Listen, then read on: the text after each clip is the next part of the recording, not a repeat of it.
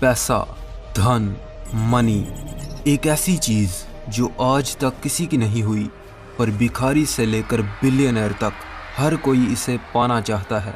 ये सिर्फ एक कागज का टुकड़ा नहीं, ये एक नशा है जिसने हम शिकारियों को लोहारों, सौदागरों और बादशाहों में बदल दिया। ये पैसा ही तो था जिसने जंगलों में रहने वाले इंसानों को इन बादलों को छूती इमारतों में रहने पर मजबूर कर दिया। पर पैसे में इतनी ताकत आई कहां से? ये कैसे बना, कब बना, क्यों बना, और आखिर ये पैसा है क्या? What is money? पैसा एक ऐसा कागज का टुकड़ा जिसकी खुद में कोई कीमत नहीं, बस ये हमें दूसरी चीज़ों की कीमत बताता है। हम दिन रात इसके लिए मेहनत करते हैं और फिर यही पैसा किसी और को दे देते हैं ताकि हम वो चीज़ खरीद सकें जो उसके पास है, और फिर वो इंसान वही पैसा किसी और को दे देता है ताकि वो अपनी पसंद की चीज़ खरीद सके। और इसी तरह ये पैसा पूरी दुनिया में इधर से उधर घूमता रहता है। जानते हैं इस वक्त पूरी दुनिया में कितना पैसा है? जो नज़र आता है वो है 40 खरब डॉलर, और जो नज़र नहीं आता वो है 1300 खरब डॉलर, 1.3 क्वाड्रिलियन। आखिर इतना सारा पैसा आया कहाँ से? इसे किसने बनाया? तो आइए मेरे साथ चलते हैं एक ऐसे सफ़र पर जिसमें हम जानेंगे पैसे की ऐसी कहानी जो सच में आपको हैरान कर देने वाली है। हम जानेंगे वो सब कुछ जो आज से पहले आपने कभी सोचा भी नहीं था। पत्थरों और सोने चांदी के सिक्कों से लेकर ऐसे पैसे तक जो नज़र ही नहीं आता। आखिर कैसे ये एक ऐसी ज़ुबान बन गया जिसे दुनिया का हर इंसान समझता है? आखिर कैसे इस बेजान सी चीज़ ने हमें अपना गुलाम बना लिया?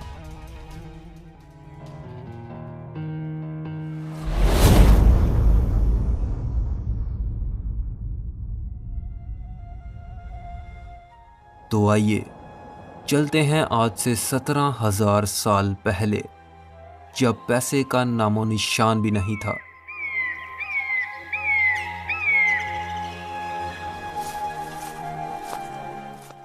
15,000 BC।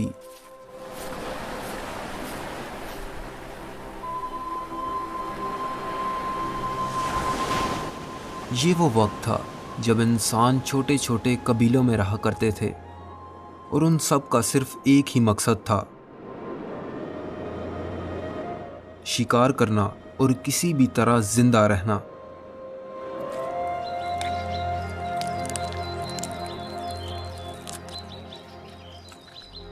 पर शिकार एक ऐसी चीज है जो हर रोज नहीं मिलता, पर भूख तो हर रोज लगती है। ये भूख ही थी जिसने एक कबीले को दूसरे कबीले से कोई चीज लेने और देने पर मजबूर कर दिया। तुम हमें ताज़ा गोश्त दो और हम तुम्हें अपने हथियार देंगे।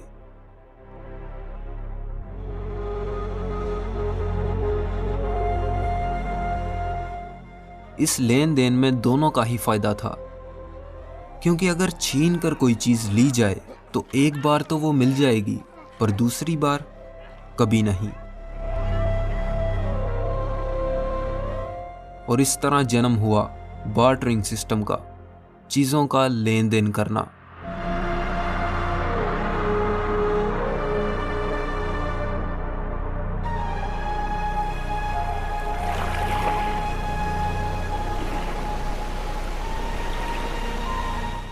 कहा जाता है कि बार्टरिंग सिस्टम की शुरुआत कहीं ना कहीं मेसोपोटामियन ट्राइब्स ने की थी। मेसोपोटामिया साउथ वेस्ट एशिया के एक इलाके का नाम है जहां आज इराक है। यहीं पर मेसोपोटामियन ट्राइब्स रहा करते थे। बार्टरिंग सिस्टम ने मानो हमें बदल कर रख दिया। एक दूसरे से लड़ने वाले इंसान अब मिलजुल कर रहने लगे। हर कोई एक दूसरे से ट्रेड करने लगा।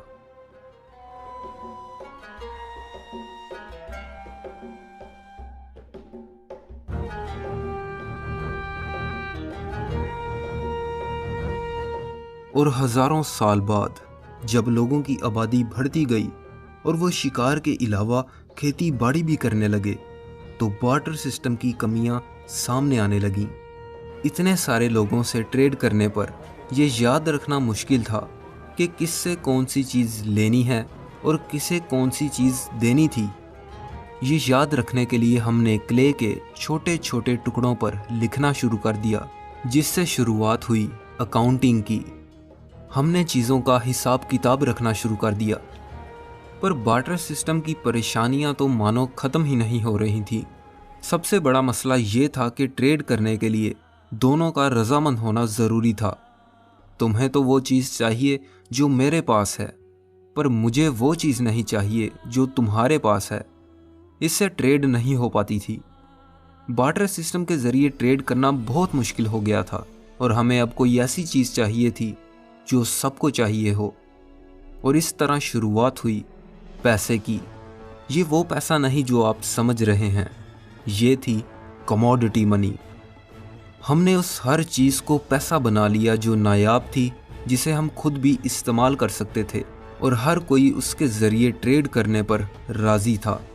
जैसे गायें, भैंस, बकरी, कुल्हाड़ी, चाकू, छुरी, तीर, तलवार, जानवरों की खाल, टोबैको, सॉल्ट, मोर के पंख, whale teeth, alcohol, Kauri shells, और यहाँ तक के इंसानों को। जी हाँ, उस वक्त गुलामों को पैसे के तौर पर इस्तेमाल करना तो आम बात थी। और यैप आइलैंड पर तो लोग बड़े बड़े डोनट जैसे पत्थर इस्तेमाल किया करते थे, जिनका वज़न 5 टन तक होता था। इन्हें राइस स्टोन्स कहा जाता है। इसे एक बार जहाँ रख दिया, ये वहीं पड़ा रहता था। वो बस ये याद रखते थे कि ये किसका है। कमोडिटी मनी ने हमारी ज़िंदगी आसान कर दी थी, पर इसकी एक बहुत बड़ी प्रॉब्लम थी। इस बात का पता करना बहुत मुश्किल था कि मेरे पास जो चीज़ है उसकी कीमत क्या है। हर कमोडिटी मनी अपनी अलग कीमत रखती थी, और अब हमें कोई ऐसी चीज़ चाहिए थी जिसकी एक ख़ास कीमत हो और वो ज़्यादा देर तक रह सके, क्योंकि जानवर और अल्कोहल जैसी चीज़ें वक्त के साथ ख़राब हो जाती हैं।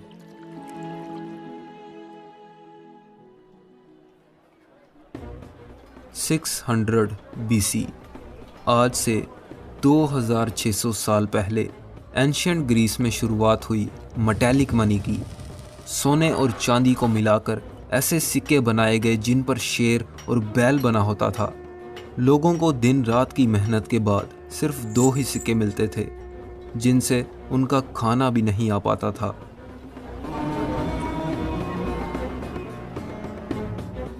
गौर से देखिए इसे।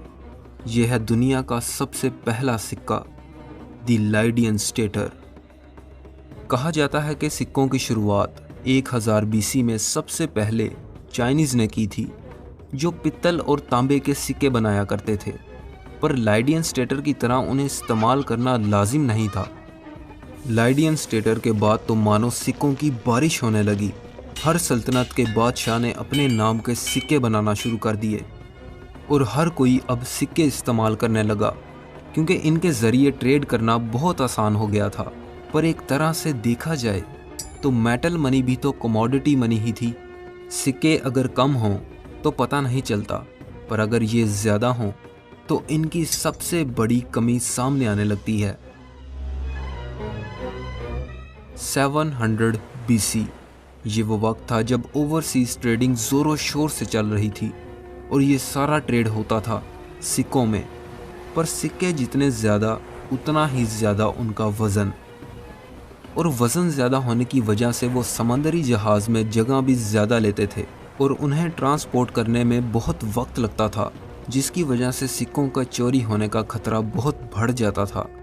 और तो और सिक्कों को गिना तो जा सकता था, पर इतने ज़्यादा सिक्के भला कौन गिने। हमें अब कोई ऐसी चीज़ चाहिए थी जो हल्की हो, जिसे आसानी से शिफ्ट, स्टोर और काउंट किया जा सके। एक बहुत मशहूर कहावत है, everybody likes progress but nobody likes change. हर कोई तरक्की तो करना चाहता है, पर कोई बदलना नहीं चाहता। और यही हुआ पेपर मनी के साथ।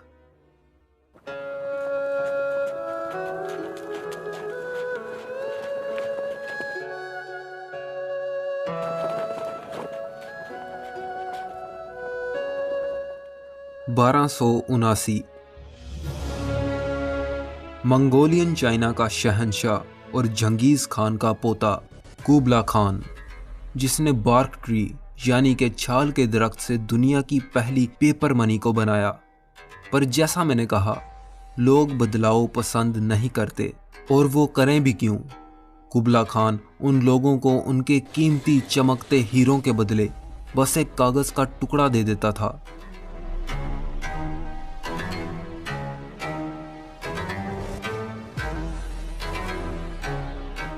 पर कुबला खान की पेपर मनी को लेने से जो इनकार करता, उसको मौत की नींद सुला दिया जाता।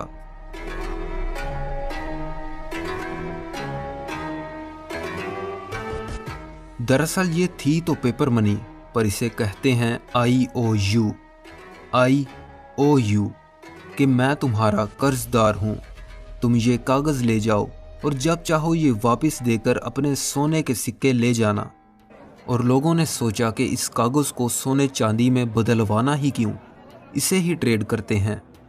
और सिक्कों की ही तरह ये आइडिया चाइना के बाहर हर कहीं फैलने लगा। पर जाने अनजाने में एक ऐसी ताकत की शुरुआत होने वाली थी जिसे रोकना नामुमकिन था, और वो ताकत थी बैंक्स। पेपर मनी की वजह से इंटरनेशनल ट्रेडिंग इस इंतहा तक बढ़ गई कि IOUs यानी कि उस वक्त की पेपर मनी अब हर किसी के पास होने लगी। और यहीं पर कुछ ऐसे लोग जो पैसे के प्यासे थे, वो लोगों से उनके सोने के सिक्के लेकर उन्हें IOUs देने लगे। पर IOU एक ऐसी चीज़ थी जो वो जितना चाहे छाप सकते थे, और लोग भी वो पेपर मनी लेने लगे क्योंकि उन्हें सोने के सिक्कों के चोरी होने का डर रहता था। और आप तो ये जानते हैं कि बैंक्स पैसा कैसे कमाता है, उधार देकर। और अब वो मिनी बैंक उन लोगों को IOUs उधार देने लगा, जिसकी वजह से शहर में पेपर मनी बहुत ज़्यादा हो गई। और पेपर मनी ज़्यादा होने की वजह से एक ऐसी चीज़ सामने आई जिसे कहते हैं इन्फ्लेशन, यानी कि महंगाई। जो चीज़ 1 IOU की थी वो बढ़कर 10 IOU की हो गई। उस बैंक में इतने सोने के सिक्के नहीं थे जितने पूरे शहर में पेपर मनी थी। और जब लोगों को ये पता चला कि उनके IOUs की कीमत कम हो रही है, तो वो अपने सोने के सिक्के लेने के लिए उस बैंक की तरफ भागे। पर उस बैंक के पास उन सबको देने के लिए कुछ नहीं था। लोगों का बैंक्स पर से भरोसा उठ गया और कई सालों तक किसी ने बैंक पर गौर ही नहीं किया। अब वो अपने सोने के सिक्के घर में छुपा कर रखने लगे, जिससे पैसे का सर्कुलेशन बहुत कम हो गया था और बहुत सी परेशानियां सामने आने लगी। –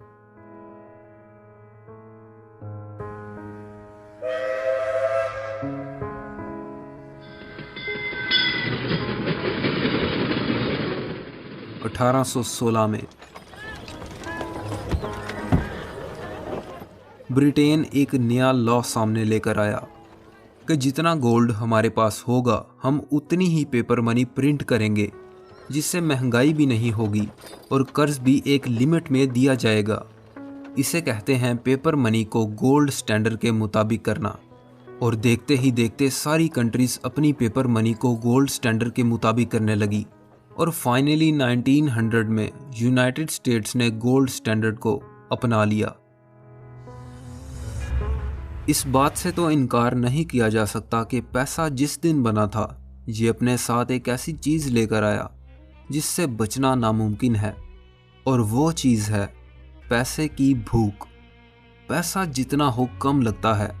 अगर आपके पास 100 करोड़ हो तो आप क्यों नहीं चाहेंगे कि मेरे पास 1000 करोड़ होने चाहिए। पैसा जितना मर्जी हो, इंसान यही गुनगुनाता रहता है कि बस थोड़ा और, बस थोड़ा और, बस थोड़ा सा और इस थोड़े से चक्कर में पेपर मनी फिर से एक ऐसा मोड़ लेने वाली थी जिसके बाद इसे रोकना नामुमकिन था। मुल्क में पैसा ज़्यादा हो तो होती है इन्फ्लेशन, महंगाई, जो खतरनाक है। पर पैसा कम हो तो होती है डीफ्लेशन, जो उससे भी ज़्यादा खतरनाक है। 1930s यूएस में ग्रेट डिप्रेशन चल रहा था डीफ्लेशन की वजह से। क्योंकि चीज़ों की कीमत कम थी और कंपनीज इतना पैसा नहीं कमा रही थी कि वो अपने एम्प्लॉयज़ को सैलरी दे सकें, जिससे इकोनॉमी क्रैश करने लगी। लोगों के पास ना ही पैसा था और ना ही जॉब्स। और इसी का हल निकालते हुए 1933 में प्रेसिडेंट फ्रैंकलिन डी रोजवेल्ट ने डॉलर और गोल्ड का रिश्ता खत्म कर दिया। बस जो थी वो थी पेपर मनी।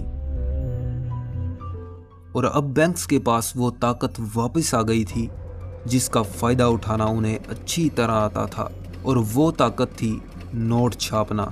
और ज़्यादा पैसा होने से क्या होता है ये तो आप जानते ही हैं, इन्फ्लेशन। और इस पर कंट्रोल करने के लिए अमेरिका ने सेंट्रल बैंक फेड को बनाया, जो ये रेगुलेट करता है कि मुल्क में ना पैसा ज़्यादा हो और ना ही कम।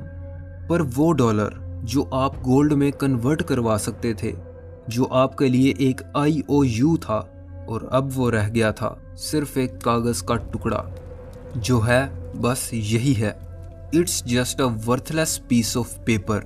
इसकी खुद में कोई वैल्यू नहीं, और अब ये बन गई फिएट मनी। आपको लगता है सिर्फ डॉलर ही फिएट मनी है?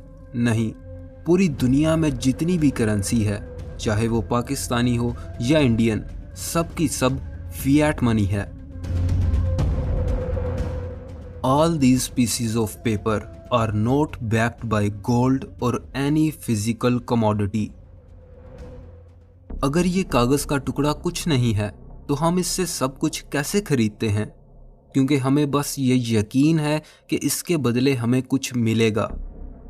आपके बैंक्स, वॉलेट्स, लॉकर्स में जो पड़ा है वो सिर्फ भरोसा है, पैसा नहीं, जिसकी वैल्यू दिन ब दिन कम होती जा रही है इन्फ्लेशन की वजह से। पेपर मनी ने हमारी बहुत सी मुश्किलों को आसान कर दिया था। इसे आसानी से गिन सकते थे, संभाल सकते थे और कहीं भी ले जा सकते थे। पर एक ऐसी चीज़ जिसकी इस तेज़ी से बदलती दुनिया को बहुत ज़रूरत थी, वो चीज़ थी स्पीड। पेपर मनी को आसानी से ले जाया तो जा सकता है, पर उसमें भी तो वक्त लगता है। अब हमें कोई ऐसी चीज़ चाहिए थी जिससे हम पैसे को कुछ नैनो सेकंड्स में दूसरे को ट्रांसफ़र कर सकें। और 1980s में लॉन्च हुई ई-मनी, डिजिटल मनी। लाखों करोड़ों की ट्रांजैक्शन सिर्फ कुछ सेकंड में, ना चोरी होने का डर, ना ही गिनने की ज़रूरत। और तो और बैंक्स को अब कुछ प्रिंट भी नहीं करना पड़ेगा, बस कंप्यूटर पर कुछ नंबर टाइप किए और पैसा बन गया। सच तो ये है कि इस स्पीड की दुनिया में हम डिजिटल मनी के बगैर रह ही नहीं सकते। हम घर बैठे बैठे सिर्फ एक क्लिक पर हर चीज़ खरीद सकते हैं। डिजिटल मनी दुनिया के एक कोने से दूसरे कोने तक एक सेकंड से भी कम वक्त में पहुंच जाती है। पर डिजिटल मनी की भी एक बहुत बड़ी कमी है, हैकिंग। इसे हैक करना मुश्किल तो है मगर नामुमकिन नहीं। और इसी चीज़ से कोसों दूर 2009 में लॉन्च हुआ एक ऐसा पैसा जिसे हैक करना इम्पॉसिबल है। मैं बात कर रहा हूँ क्रिप्टो करेंसी की, बिटकॉइन। नाम तो सुना होगा। Credit cards, cheques, online payments, ये सब गवर्नमेंट के रूल्स एंड रेगुलेशंस के मुताबिक होता है। पर बिटकॉइन एक ऐसा पैसा है जिसका गवर्नमेंट से कोई ताल्लुक नहीं, और ना ही ये किसी फिएट मनी यानी पेपर मनी से जुड़ा है। जो है वो बस कुछ नंबर्स। हम तो इसे बनाने वाले का सिर्फ नाम ही जानते हैं, सतोशी नाकामोटो, और कुछ नहीं। इस पर कोई भी गवर्नमेंट रूल्स ना अप्लाई होने की वजह से इसे इलीगल ट्रांजैक्शंस में आसानी से यूज़ किया जा सकता है। जितनी ज़्यादा इलीगल ट्रांजैक्शंस उतना ही ज़्यादा क्राइम, और जितना ज़्यादा क्राइम उतना ही ज़्यादा एक कंट्री को नुकसान। बिटकॉइन चाहे जैसा भी है, पर इसकी ब्लॉकचेन टेक्नोलॉजी क्रेडिट कार्ड्स और ऑनलाइन पेमेंट्स में यूज़ होने वाली टेक्नोलॉजी से हज़ारों साल आगे है। इसे हैक करना इम्पॉसिबल है। सिर्फ एक बिटकॉइन को हैक करने में शायद 1 अरब साल लग जाएंगे, या फिर उससे भी ज़्यादा। जानते हैं, जब बिटकॉइन 2009 में लॉन्च हुआ था तो एक बिटकॉइन $0 का था, और 2011 में इसकी कीमत थी सिर्फ $1। और आज 2021 में एक बिटकॉइन की कीमत है $60,000।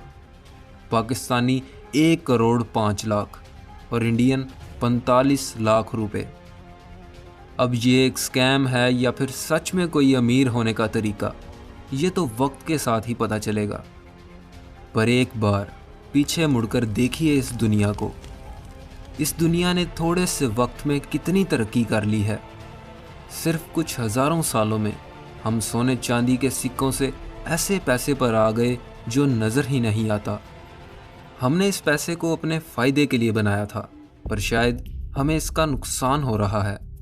आप पूरा महीना सुबह से लेकर शाम तक कहीं काम करते हैं और महीने के आखिर में आपको क्या मिलता है? सिर्फ कुछ कागज़ के टुकड़े या स्क्रीन पर नज़र आने वाले कुछ नंबर्स। आपको ये समझना होगा, दुनिया पैसे पर नहीं, भरोसे पर चलती है। हमें जो नज़र आता है वो और कुछ नहीं, सिर्फ नज़र का धोखा है। अब ये सवाल उठता है कि हम करें भी तो क्या करें? Money is the part of our life. आपको सबसे पहले असली पैसे को पहचानना होगा, और असली पैसे को पहचानने का सिर्फ एक ही तरीका है।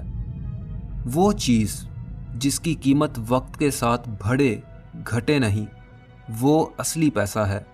पेपर मनी की कीमत हर साल महंगाई की वजह से कम हो जाती है, और सच कहा जाए तो ये सिलसिला कभी नहीं रुकने वाला। पर आप इस चीज़ से बच सकते हैं असली पैसे में इन्वेस्ट कर कर, जिसकी खुद में कोई वैल्यू हो। जानते हैं, इस दुनिया में जितना भी पैसा है, अगर सारा का सारा हर इंसान में बराबर बांट दिया जाए तो वो पैसा वहीं वापस पहुंच जाएगा जहां से वो आया था। पर क्यों? क्योंकि इस दुनिया में जितने भी अमीर लोग हैं वो पैसे को समझते हैं, उसे जानते हैं। वो पैसे के लिए काम नहीं करते, बल्कि पैसा उनके लिए काम करता है। और जिस दिन आप इसे समझ गए तो आपकी ज़िंदगी हमेशा के लिए बदल जाएगी। पर यह सब करने से पहले आपको खुद को फाइनेंशियली एजुकेट करना होगा। जो वक्त आप हुकूमत और महंगाई को गालियां देने में ज़ाया करते हैं, वही वक्त आप अपनी फाइनेंशियल एजुकेशन पर लगाएं। क्योंकि कुछ नहीं बदलने वाला, आपको खुद को बदलना होगा। The more you learn, the more you earn.